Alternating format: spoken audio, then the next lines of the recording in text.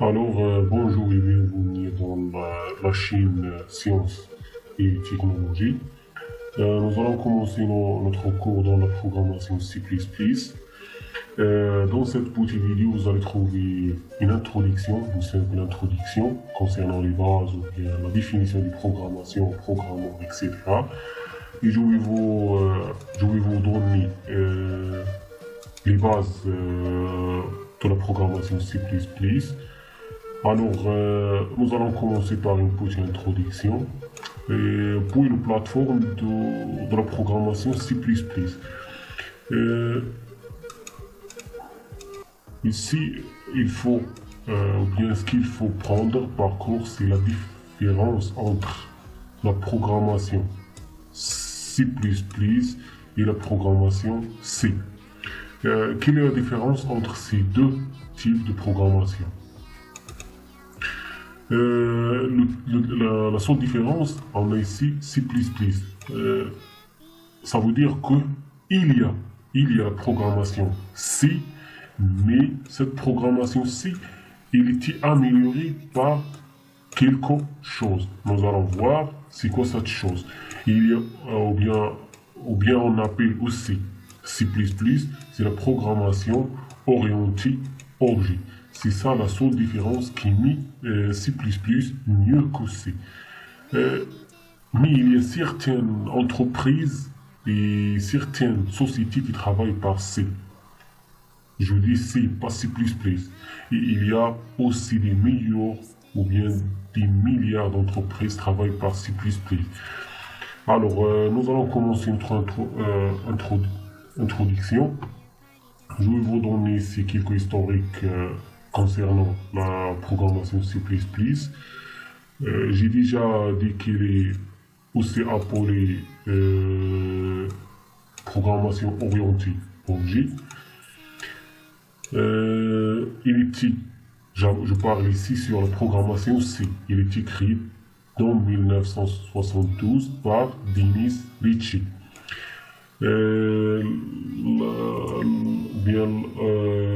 Cette programmation, ou bien cette nouvelle outil de programmation, c'était très important.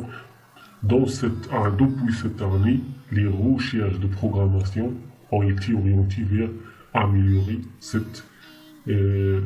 type de programmation. Il a paru en 1978, je parle ici sur C++ et pas C. Langage C était apparu en 1972.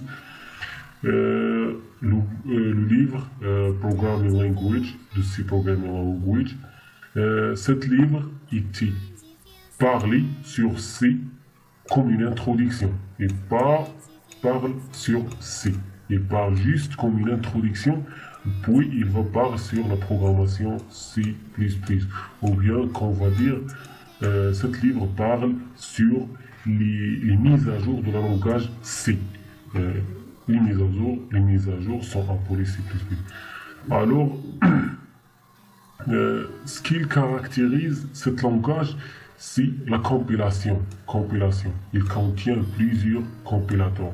Par exemple, si on prend par exemple la programmation Python ou bien la programmation Mid4, etc. Il ne fonctionne pas sur la compilation. Il y a juste le langage C ou bien C++ et l'assembleur. C'est deux types de programmation qui parlent sur, qui fait la compilation. Publication de la norme et Standard Template Library. Cette norme contient des bibliothèques de la langage. Par exemple, comment on va comprendre les bibliothèques? Alors, par exemple, nous avons cette coffret-là. Nous allons en prendre juste deux types de coffrets. Ces coffrets-là, par exemple, cette coffret, je vais l'appeler string. Et cette coffret, j'appelle CMAT, par exemple. Alors, cette coffret contient contient plusieurs fonctions. Ah. Alors, comment nous allons fonctionner, comment nous allons travailler avec ce type. Si par exemple ici, il y a une fonction qui s'appelle par exemple CIN par exemple. Alors, la fonction CIN, il n'aura pas connu par le compilateur, sauf si je déclare la bibliothèque où il existe. Si par exemple, j'ai pas déclaré la bibliothèque et je travaille par CIN, il ne compile pas. Il va m'afficher une erreur de compilation. Nous allons voir tous ces détails dans le cours. Alors, un programme, c'est quoi un programme? Un programme, c'est un ensemble des instructions bien organisées. Ces instructions ont pour un rôle de répondre à un problème. Par exemple, si une entreprise veut un programme qui fait par exemple la calcul, par exemple le temps de travail. Alors, ils vont vous demander, voilà monsieur, vous avez ces données-là, le programme, il va demander de l'utilisateur entrer ça et il va l'afficher ça. C'est ça, le programme. Un programme en C++, en généralement, il contient deux sources. .cpp, ça veut dire C++, et un source .h. Nous allons avoir dans la partie des fonctions la différence de ces deux et quand on va utiliser ces deux. Alors, pour première source qui est .cpp, il contient les instructions qui seront effectuées ou bien qui seront exécutées dans l'instant. Par contre, le source.h contient les déclarations. Si par exemple les déclarations ne seront utilisées dans .cpp. On va se voir ça dans la partie des fonctions. Alors, la programmation, c'est juste l'opération de faire créer les programmes. C'est tout. Alors, on a ici développement d'un programme.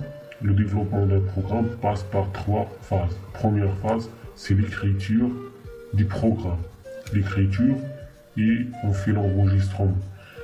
La deuxième partie, c'est la compilation. Compilation, c'est d'avoir si le programme contient des erreurs ou non.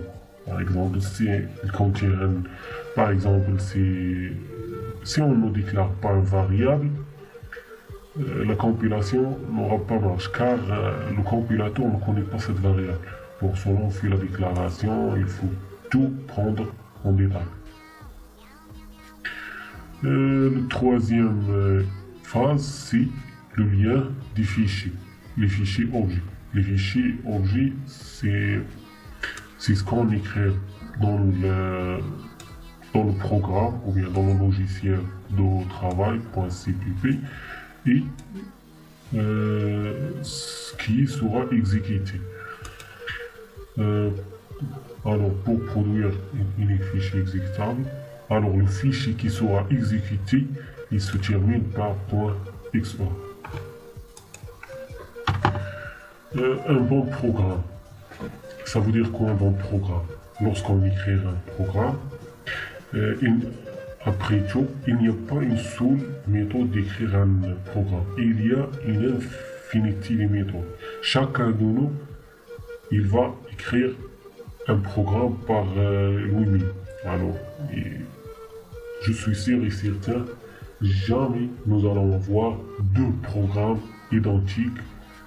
Jamais. S'il y a quelqu'un qui fait copier-coller, ça c'est pas. Alors, un bon programme, il faut en premier temps résoudre les problèmes. On n'aura jamais créé un programme, juste un programme, nous n'allons pas le besoin. Il faut que le programme soit répondre à un besoin. Ce programme,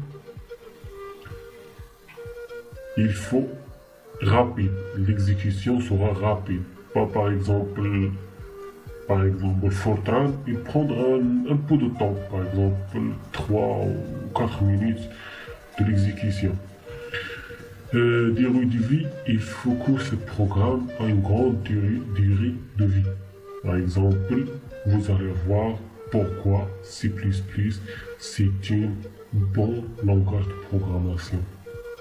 Car il contient une durée de vie très grande et vous allez voir que durant le découverte de cette programmation, il reste jusqu'à ce jour-là utilisable. Et il va rester utilisable jusqu'à la fin du monde. Alors, un bon programme, il sera lisible. Et l'important, il faut qu'il soit structuré. Alors, lorsque je parle d'un programme structuré, je parle d'un programme qui très bien, il ne contient pas des erreurs, c'est la première fois. Il faut dire la déclaration, par exemple, si je fais une ligne, je vais faire un commentaire de cette ligne. Alors pourquoi cette ligne? Il fait quoi cette ligne? Alors, si par exemple j'ai juste écrit le programme sans des commentaires, le programme sera valable pour vous, sera compris par vous, mais par les autres, sera jamais compris. Pour cela, il faut faire les commentaires. L'objectif de nos cours, alors dans le premier pas, je vais vous dire qu'il faut qu'à la fin d'être capable de programmer. Il faut que certains de vous capables de programmer ou bien d'écrire des programmes. Alors il faut aussi comprendre les différentes constructions. Par exemple, je dis les différentes constructions, c'est l'appel des bibliothèques, déclaration des variables, écrire le programme principal, faire les fonctions, les tableaux, etc. Tout ça, il faut prendre par contre. Savoir programmer de manière modulaire. Modulaire, c'est individuel. Et pas besoin d'une autre personne ou bien besoin d'un autre IA, une autre chose pour écrire votre programme. Ici, devant vous, vous avez les qualités d'un programme. Par exemple, quand nous allons dire un programme est un bien programme. La clarité, il faut qu'il soit clair. Clair, simple, efficace. Modulaire, c'est pas important. L'extensibilité, ces 4 choses-là, il faut toujours, vous êtes obligé de mettre ces 4 choses devant vos yeux lors d'écriture de votre programme. Alors, maintenant, nous allons passer à la plateforme que nous allons utiliser de faire la programmation. Et je vous invite de faire ce programme de ce logiciel. Il ne fait pas des autres logiciels. Car ce logiciel est très très simple. Il vous demande juste le téléchargement et l'installation. Et vous n'avez pas besoin d'autre chose. Il est aussi simple lors de fonctionnement. Alors, le lien de téléchargement, il est là. Je vais le laisser dans la description de cette vidéo. Juste cliquez sur ce lien. Vous pouvez cliquer sur cette fenêtre et attendre 5 secondes et le programme va commencer à télécharger. Alors, lorsque vous tapez sur cette lien que vous allez trouver dans la description, vous cliquez sur ce bouton-là. Alors, le logiciel va commencer à télécharger, puis il télécharge dans votre ordinateur, dans le fichier de téléchargement. Voilà, là, il sera téléchargé de cette manière-là. Cliquez 2 fois sur ce logiciel. Vous allez voir cette fenêtre. Attends qu'il soit terminé. Puis clique sur OK. Ici, vous pouvez choisir votre langage. C'est pas la peine. Moi, je vais choisir anglais car tous les logiciels aujourd'hui de programmation, ils utilisent le langage l'anglais. Alors, puis,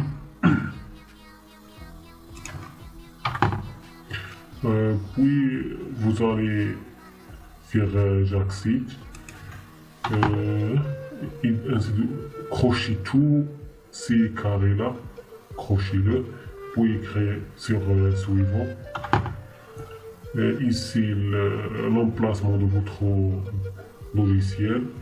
Moi je vais le laisser par défaut. On tape sur installer et attend en tant qu'il sera installé. Terminé.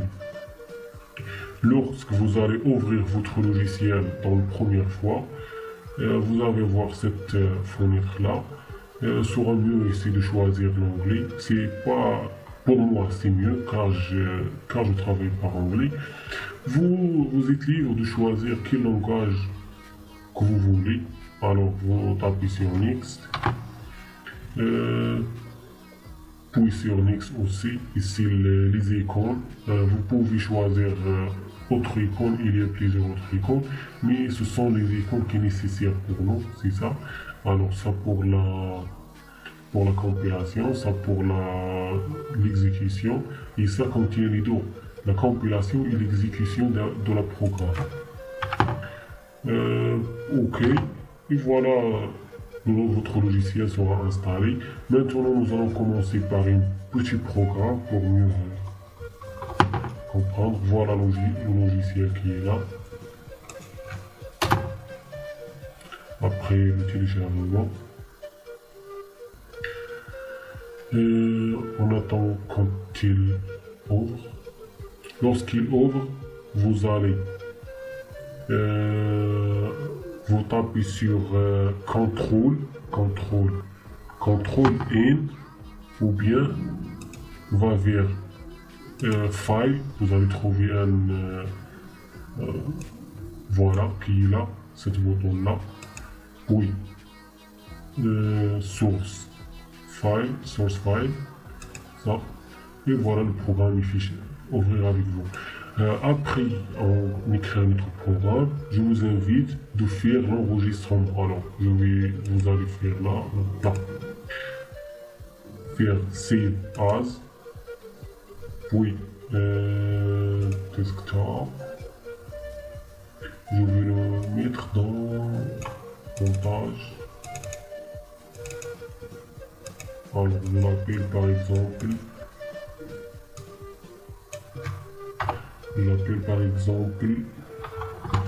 Test. Ici nous allons faire nos exercices. Alors save. Voilà, ici maintenant il est enregistré. Alors dans la connaissance standard, il faut la première chose appeler la bibliothèque que vous allez travailler. J'ai déjà le dit là. Voilà, c'est ça. La bibliothèque qui contient, alors, nous allons par exemple, on va écrire un petit programme.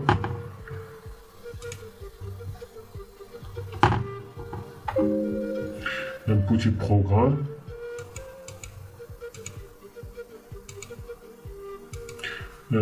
programme qui nous affiche par exemple, qui affiche votre nom, votre mime. Par exemple, vous appelez Ahmed, il faut que le programme affiche Ahmed.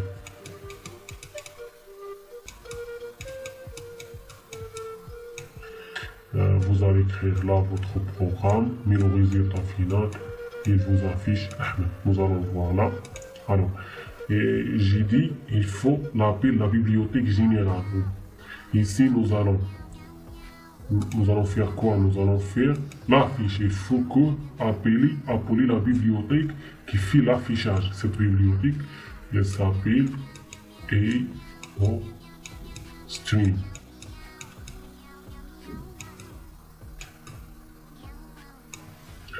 Alors, comme on l'appelle, on va mettre pièce inclus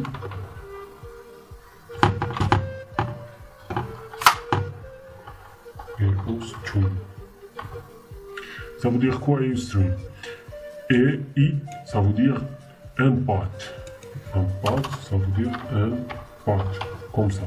Un path, ça veut dire entrée. Par exemple, j'écris sur le clavier, je fais l'entrée des caractères, c'est ça. O, ça veut dire out, path, ça veut dire sortie, ce que nous allons faire. Et on va se voir il va afficher vos noms. Stream, ça veut dire l'équipe du travail. Alors, ici, il faut faire une petite étape qui s'appelle using name space std. Ça veut dire nous allons travailler dans le mode standard. Std, ça veut dire standard. Puis main. Main, c'est en anglais. En français, ça s'appelle principal. Ça veut dire c'est le programme principal. Alors, tout ce que vous allez écrire dans à l'intérieur de cette fonction qui sera exécutable et pas qui est à l'extérieur. Par exemple, nous allons faire un simple programme qui va faire la fiche de vos noms. Par exemple, on va dire cin, cout. Par exemple, Ahmed. Alors, soit vous faire ça. Ici, il vous a ici mon désolé. Alors, on fait camper par cette bouton-là. On attend, voilà, compilation, il marche. Ici, mon point virgule. Alors, à la fin de chaque instruction, nous allons voir tous ces détails durant le cours. Mais à la fin de chaque instruction, il faut mettre point virgule. Par exemple, je peux faire par exemple aussi une autre instruction, mais qui termine par point virgule. Ici, j'ai écrit deux instructions, mais dans un seul ligne. Alors, nous allons laisser juste nos programmes première instruction. Alors, la compilation, il marche. Voilà, ici, il affiche 0 et rose. 0. Danger. Donc le programme est bien. Maintenant, on fait l'exécution. Voilà, Ahmed. Par exemple, je vais ajouter par exemple Ahmed et Hassan. On va se voir. Voilà. Exécution. Voilà, Ahmed et Hassan. Par exemple, je vais mettre là Hamid et Nourdine. Mais cette fois, je vais taper ce bouton-là. Ce bouton fait la compilation et l'exécution du programme. Voilà, Hamid et Nourdine. Merci pour votre attention et la prochaine vidéo sera sur la première partie ou bien le premier chapitre de la programmation C++. On vous se voit, Inch'Allah.